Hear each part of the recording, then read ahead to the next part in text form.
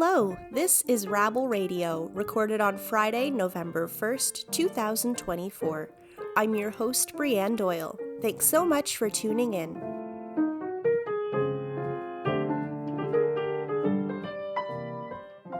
Rabble's got its finger on the beat of the issues that matter to you. If you're curious about the latest news in Canadian politics, labor, environment, or social justice, you've come to the right place. This is News for the Rest of Us, free of corporate influence.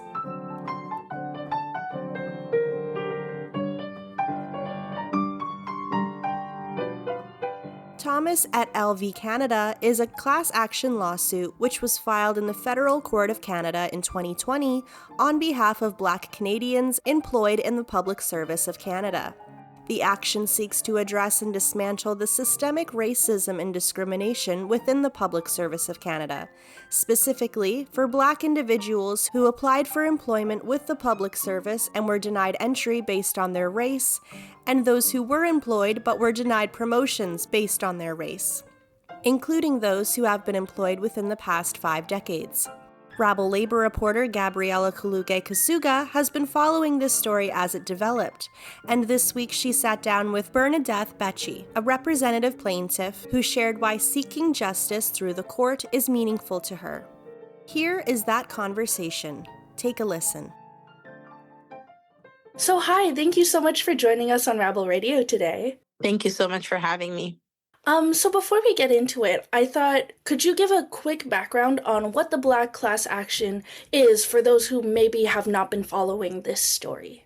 Absolutely. So the Black class action was first introduced in December 2020. So basically, with that class action, we are demanding justice for Black workers all the way to, I think it was 1970s, and to current Black employees within the public service. And like I said, we're demanding justice for the violence that they have received, the systemic violence that they have received. So racism, discrimination, all of those type of oppressions, but also loss of wages, lack of promotional opportunities, and a lot of them, a lot of folks now who have retired are living under the poverty line because, of that lack of promotional opportunities and retiring on a very low salary. So the best way I can explain this is that we're demanding justice is a bit of on a emotional and physical and mental justice, but also economical and financial. I'm curious, how did you get involved as a representative plaintiff for this case? So simply by having a conversation and being asked if I believed in the cause and if I wanted to join the fight. And I have a lot of lived experiences myself on the oppressions that we're fighting, the discriminations that we're fighting. And I know so many people, and there's a lot of people I don't know, but I know that many are suffering. And so I wanted to do something. I wanted to be part of the solution. I wanted to be part of the people who didn't remain silent. And I wanted to bring all that energy into the cause and help the best way I can. So like I said, it was just an initial conversation, and I think maybe folks knew of my activism and the way I show up in communities, and so they reached out to me, and that's how it started. And if you're comfortable, could you tell me a bit about some of the lived experience or the experiences you've heard from others? Like, how does this discrimination manifest in people's lives? If I start about myself, and my story is not unique, my experience is not unique. So me telling you about me and my experience is basically telling you about many other people that have experienced the same things. So I am an immigrant. I'm a Black woman. I'm a mother. I am in my 4th year PhD. I speak both French, English. I speak Spanish. I've had experience, professional experience both in the public and political sector. I worked at PMO. So my lived experiences are are full. I do have a full resume, and I'm absolutely qualified and have the competencies and skills, soft and hard skills, to do the work.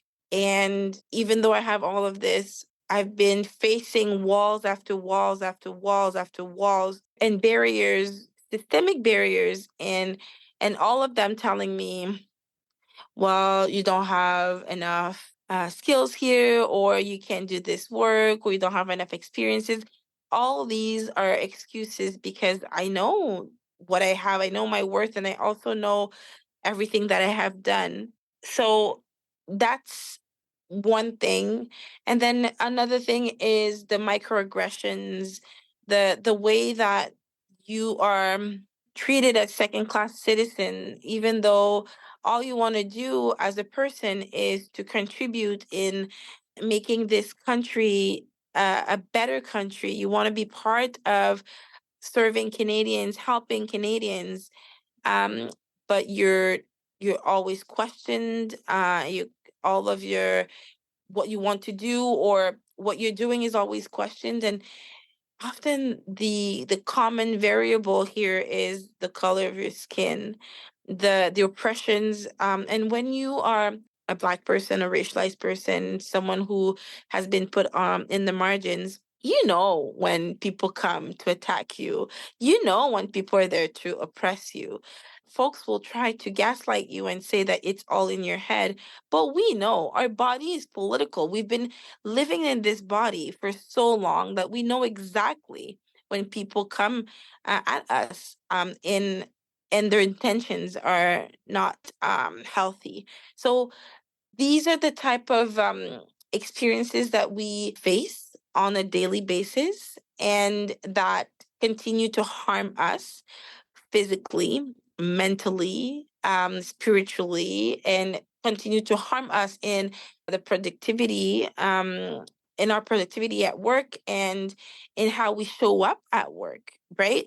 And even when we work 10 times more and we have the best results, we are always questioned, and our counterparts, so our colleagues that are non-Black or non-racialized, will often move at a faster pace than we are. So these lived experiences are justified by the data out there, and it's just in observing who is getting all of these senior management positions. It's not us most of the time. We're definitely othered. You mentioned, this othering and the walls that you've been hitting despite, being in the middle of studying for a PhD and having all these qualifications. How does it feel for you to experience these barriers and see this happen? So I think that I'm reminding this to myself, and I need to remind it to folks listening to us, and when I speak to people, we need to make sure we don't let them get into our heads, because when they do, then we've lost half of the battle. When we start doubting about who we are and our worth and how we make this world a better place, and when we start doubting about all the brilliant things that we can bring and we bring to our teams and into building communities, that's when they've won. When we start internalizing all of these oppressions, that's part of the whole strategy to win. So I am aware of the damage that these oppressions have done to me. And I can see also what it has done to others, living in community and seeing how it has affected others. And everybody is different. So it will manifest differently from one person to another. But that's the thing. I feel heartbroken when I witness and read about how, we know that mental health is an endemic. It's basically it's everywhere, but we read that in Black population is rampant, and it's also because of the chronic stress that we experience, and that chronic stress is definitely very present in the workplace. And unfortunately, we bring it home. We bring it in our families, and our spouses experience some of it because it's hard for us to leave it at home, outside of the home or in the office, because it is so physical. Words, they come and they cut through your skin and your soul. So it's not and then the effect, like I said, you start internalizing a lot of it, and that makes me really sad, because there's a lot of healing that needs to happen. And that healing needs to be, yes, individual. However, as a collective, we're suffering a lot. So we can't forget that collective healing. So there's a lot of us walking and trying to do the best that we can, but we're doing it broken because of the way the system is set up, and how the system is set up a certain way. Yeah, but the way humans perpetuate that setup and that system is another thing.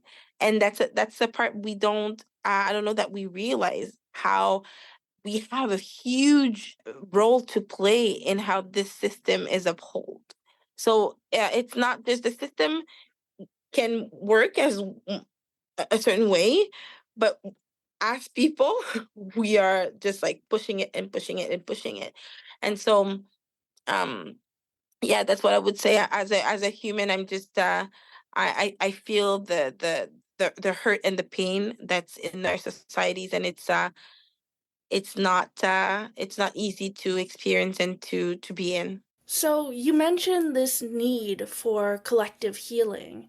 And so I'm curious, what does this class action and I mean this work mean to you? How does it contribute to that collective healing? So there's a movement that's called we're asking for reparation, basically. And asking for reparation is, I guess, this holistic practice of demanding for justice, not just for us as an individual, but for people that came before us and people that are coming after us. And they're growing into and inheriting of this system that's so broken. Well, not broken. That's actually working really well, but that doesn't benefit us. So that's why it is important to me. It's important to me because I just want to leave this world with something better for my children. And I just want to honor those who have walked the path before me, and say, you have not done this for nothing, you have not sacrificed for nothing.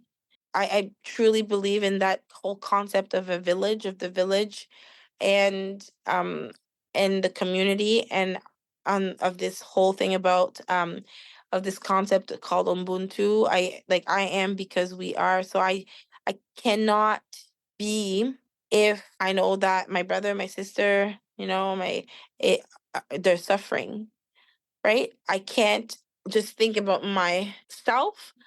I need to think about, like, further than myself. Like, and I have to look at myself as being part of, and not just, on my little island. So that's why it's so important for me to fight. And my fight, or rather, if I win, we all win. Even if you are not a Black woman like me and don't have the same experiences, me fighting for to demand justice on the violence that I have received is also beneficial to you. So all these fights are important because hopefully what they do is they break barriers for all, not just for some. And so these oppressions that we're fighting right now with the Black Class Action Suit are specific to Black people, but many other groups in the margins can relate to some of these oppressions, right? Because they've been oppressed for maybe the color of their skin, for their sexual orientation, for because of their religion, which we have all of these intersections in the different Black communities. So this is not isolated. We're fighting for everyone, but we're demanding justice because harm has been done towards Black folks, Black public servants. And if we consider all of us being humans and caring for humans and caring for human rights, then we should also embrace that fight and join the troops and fight together. Yeah, and I really like what you were saying about if you win, we all win. I was wondering, could you elaborate on that? Of course, the class action is still in the process of being certified, but I'm curious, if it does get certified and then you win, what do you think that could do for organizing against workplace discrimination? So when it does get certified, we still have a long road ahead of us. So we haven't quite won yet, but if it gets certified, then we're one step further, and we need to celebrate every single steps because we know that they're not easy to get to, and we definitely need to celebrate in every single little joyful moment, even in this pain that we're all experiencing. So when I say when I win, we all win, or when you win, I win. I say that in with so if the best example I could give you is some of the movements that were created here in the global north, like say feminist movement, for example, especially the first few waves, they were not that inclusive. They fought for women, but not women that looked like me, for example. So I think we need to learn from all these fights that included some, but left a lot of others aside. Fighting for the rights of humans means that if we win, then we've already set a precedent that, hey, you know, this can actually, they realize how exclusive that is and how oppressive that is. And if folks have succeeded in making that clear or showing that it's not okay, then it might give courage to another group to say we're going to stand up and show them that we also as human beings deserve better. So I think it's in that courage that we can share with others. It's in celebrating that people are recognized as people and they're giving the rights that they deserve and they should have. I think that we're trying to step away from, like, even though here we're talking about Black workers, it is important for me to remind you or to reiterate that within even all the Black communities, there's different intersections, and those intersections will touch different groups. So again, if we win, those groups win too because they're acknowledged and they're recognized, and it's a powerful thing in itself. So I think that's what I mean by saying, like, when I win, we truly all win, especially if we believe in all of us being interconnected and all of us benefiting, right, from the abundance that the system can give us. Because right now we're not all benefiting, it's only some. And those who are don't want to share with the rest of us. And so we're saying we don't want this anymore. All of us, there's enough for all of us. And working collaboratively, working together is actually the best case scenario because it would allow for this country to grow like even better, right? So yeah, that's what I mean when I say when you win, when I win, you win. So before we end it off, as this story continues to develop and people continue to follow it, do you have any parting words or last kind of sentiments you want to leave people with as they continue to watch this unfold? Thank you for asking me that question. And I think something I would like to reiterate in leaving this space tonight with you is for all of you suffering at home, for all of you experiencing oppression, discrimination, racism, for all of you who are now living with the repercussions of what microaggressions or chronic violence can do to your mental and your physical. I want to say that I see you. I believe you. We've seen in court for the past few days that they keep questioning our stories. They keep questioning our truth because to them it doesn't make sense. And the government will say that they're there to uphold the law when we know that the law, as the way it's been written, is not always, has biases, I should say. So know that those who are fighting this fight, they see you and we believe you. I see you and I believe you, and I'm holding space for each and every one of you, um, because I know how lonely that space can be. And I want you to know that you're worthy to be here and to be in these spaces. And that's something that, again, I said at the beginning of our interview, when they get in your head, it's when they've personally won. Because the stories that we start telling ourselves when we start believing them that we're not worthy can be horrible. And then they spiral really quickly. So I want to remind all of you that you are worthy and that I'm going to keep fighting as long as I'm granted energy and health. And this is too important for me to stop now. We're going to continue until the end, and justice will prevail. The numbers are saying, the stories are there, but also the numbers are saying it's not just happening to just me. It's happening to so many of us. So we need to keep that faith that eventually everything will be okay. That's beautiful. Mhm. Thank you so much for joining us on Rabble Radio today, Bernadeth. Thank you. Thank you so much. Have a wonderful rest of your day. Thank you. You too.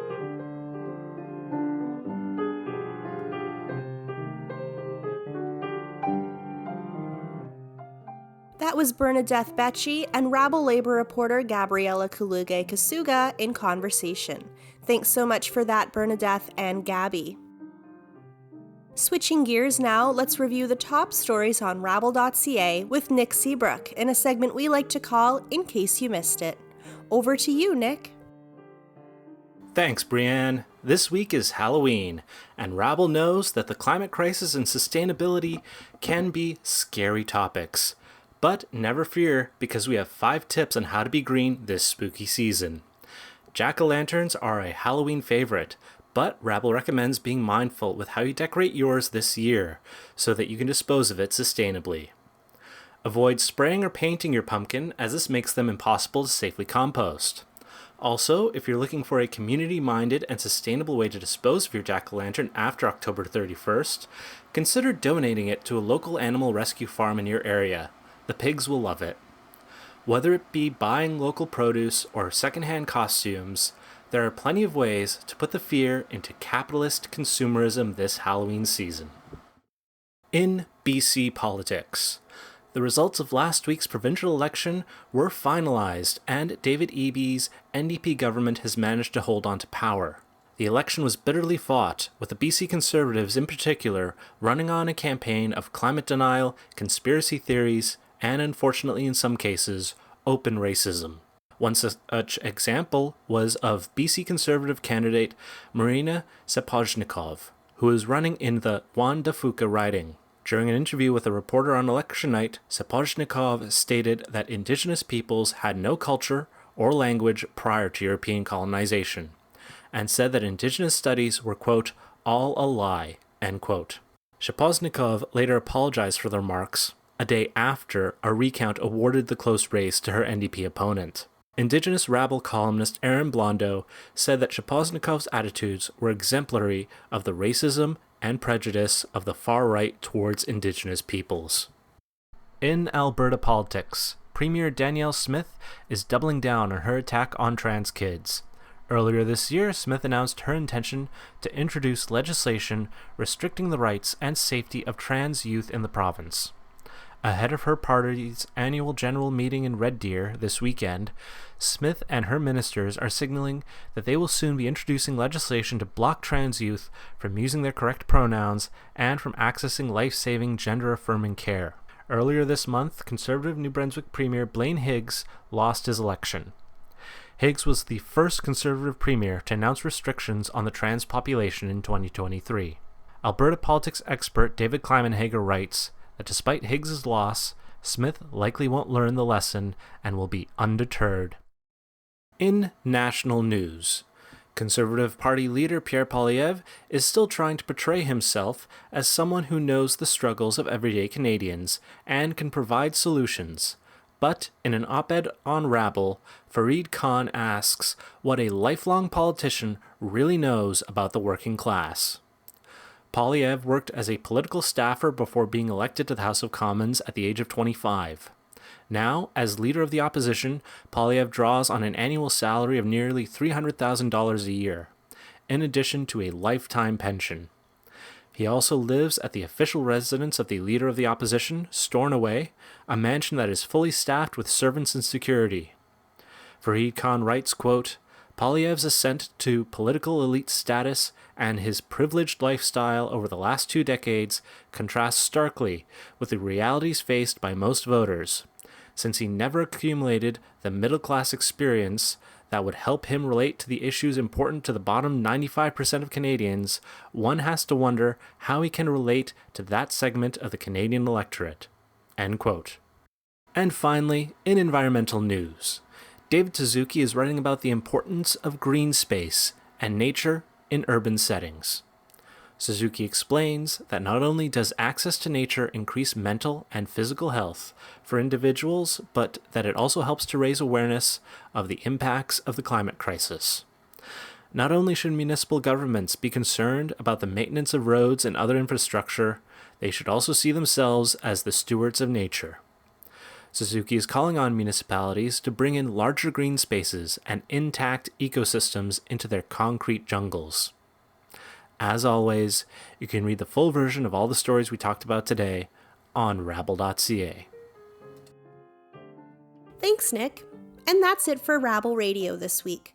Thanks as always for tuning in. If you like the show, please consider subscribing to Rabble Radio on Apple Podcasts, Spotify, YouTube, or wherever you get your podcasts. And please rate, review, share Rabble Radio with your friends. It takes 2 seconds to support independent media like Rabble. If you have feedback for the show, ideas, stories, opinions you'd like us to cover, we'd love to hear about it. Get in touch with us anytime at editor@rabble.ca.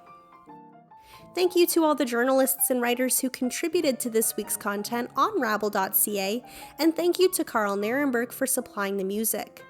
Lastly, thank you to you for tuning in to Rabble Radio. I'm Brianne Doyle, and I'll talk to you next week.